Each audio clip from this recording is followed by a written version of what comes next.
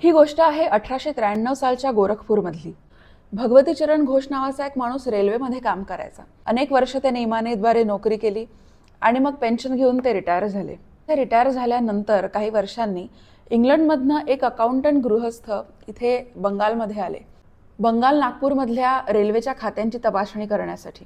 खाती तपासताना त्यांना भगवती चरण घोषबद्दल अशी एक गोष्ट कळली जी बघून ते थक्क झाले.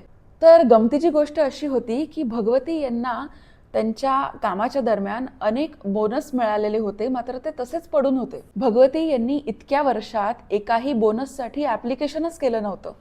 तर या ब्रिटिश अकाउंटंटने त्यांच्या कर्मचाऱ्यांना सांगितलं की या एका माणसाने 3 कर्मचाऱ्यांना एवढं काम केलेलं आहे आणि इतक्या सगळ्या वर्षांचा बोनस मिळून जवळपास 1,25,000 रुपये, त्या काळातली खूप मोठी रक्कम ही जमा झालेली आहे आणि ही कंपनीकडनं भगवती चरण यांना देणं आहे.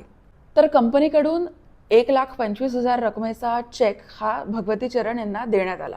मात्र भगवती चरण यांना ही गोष्ट एवढी नगण्य वाटली की ते या गोष्टीबद्दल स्वतःच्या परिवाराला आणि घरच्या माणसांना सांगायचं सुद्धा विसरून गेले.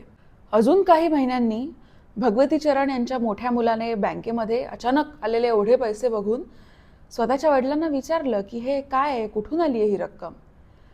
तेव्हा कुठे जाऊन भगवती चरण यांनी स्वतःच्या मुलाला एक गमतीशीर उत्तर दिलं. आणि ते काय होतं माहिती आहे? अरे, भौतिक लाभाने एवढं काय ते हुरळून जायचं.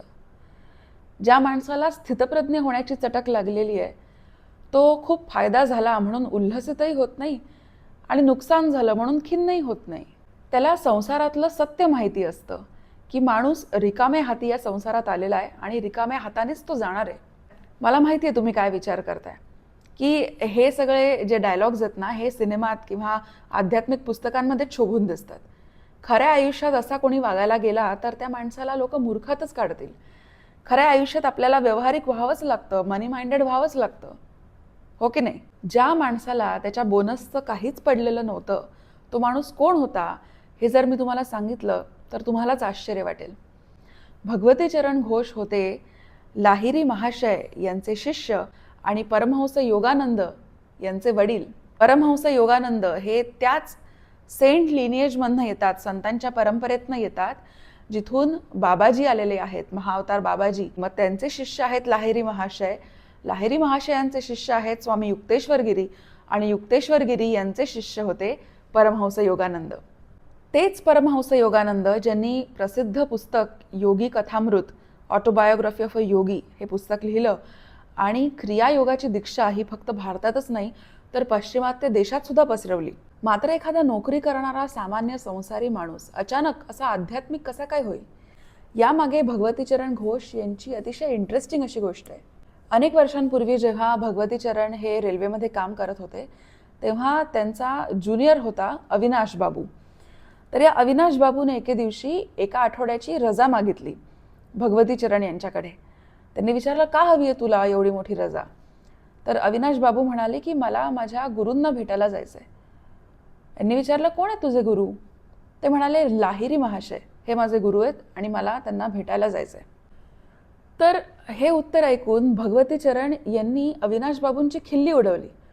ते म्हणाले की काय तुम्ही आध्यात्मिक कट्टरवादाकडे जात आहात? आयुष्यात प्रगतीच करायची आहे ना, तर देवदेव करण्यापेक्षा, गुरु करण्यापेक्षा कामात लक्ष द्या, तर आयुष्यात प्रगती होईल, असं भगवती चरण अविनाश बाबूंना म्हणाले. हे ऐकून अविनाश बाबू अतिशय खिन्न झाले, दुःखी झाले.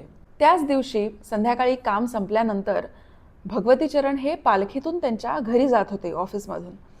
त्याच वेळी त्यांना पालखीतून दिसलं की अविनाश बाबू हे झाडाझुडपांच्या रस्त्यातून पायी चालत घरी चाललेले आहेत.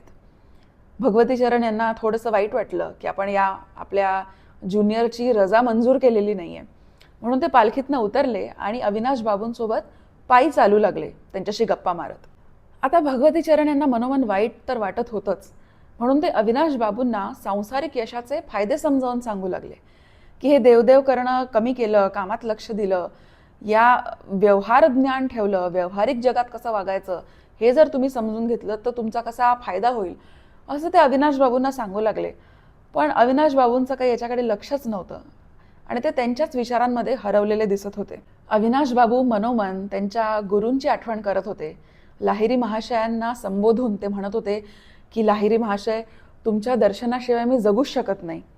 तर चालता चालता दोघं अशा एका मोकळ्या मैदानावर येऊन पोचले, जिथून त्यांना अस्त होणारा सूर्य दिसत होता. सगळीकडे सोनेरी किरणं पसरलेली होती. आणि ते सोनेरी दृश्य पाहता पाहता अचानक त्या दोघांनाही तिथे लाहिरी महाशय प्रकट होताना दिसले. लाहिरी महाशय तिथे प्रकट झाले आणि भगवती चरण यांना म्हणाले की भगवती, तू तुझ्या कर्मचाऱ्यासोबत अत्यंत कठोरपणे वागतो आहेस. असं म्हणताच ते आले तसेच गायब झाले, अदृश्य झाले. आपल्या डोळ्या देखत लाहिरी महाशयांना प्रकट होताना पाहून भगवती चरण यांची संपूर्ण मानसिक बैठकच हलून गेली होती. त्यांनी फक्त अविनाश बाबूंची सुट्टीच मंजूर केली नाही, तर दुसऱ्या दिवशी ते स्वतः लाहिरी महाशय यांच्या दर्शनासाठी अविनाश बाबूंसोबत गेले. भगवती चरण यांना मनोमन वाटलं की स्वतःच्या शिष्याची मदत करण्यासाठी स्वइच्छेने जे प्रकट होऊ शकतात अशा या महापुरुषाचं दर्शन मला घ्यायलाच हवं. घोडागाडी ट्रेन करत ते दोघंही लाहिरी महाशय यांच्या आश्रमापर्यंत पोचले. आणि जेव्हा ते त्यांना भेटायला गेले तेव्हा लाहिरी महाशय हे ध्यानस्थ बसलेले होते. त्यांचे डोळे अर्धोन्मिलित होते आणि थोडेसे डोळे उघडून भगवती चरण यांच्याकडे बघून लाहिरी महाशय पुन्हा तेच म्हणाले, भगवती, तू तुझ्या कर्मचाऱ्यासोबत अत्यंत कठोरपणे वागतो आहेस. त्या दिवसापासून भगवती चरण हे आध्यात्मिक वाटेवर चालू लागले. संसार हा आध्यात्मिक आयुष्यातला अडथळा नसून मुळात संसार करणं हाच एक आध्यात्मिक अनुभव आहे. जेव्हा तुम्ही सिंगल असता तेव्हा केवळ स्वतःच्या आयुष्यासाठी झटत असता. मात्र जेव्हा तुमचं आयुष्य तुमच्या जोडीदारासोबत वाटलं जातं आणि मग नंतर आयुष्यात येणाऱ्या मुलांच्या अवतीभोवती ते फिरू लागतं, तेव्हा केंद्रबिंदू तुम्ही नसता. ज्यावर आपलं नितांत प्रेम आहे अशा व्यक्तीसाठी झटताना आपल्यातल्या भक्ती मार्गाची, ज्ञान मार्गाची आणि ध्यान मार्गाची प्रचिती आपल्याला येते.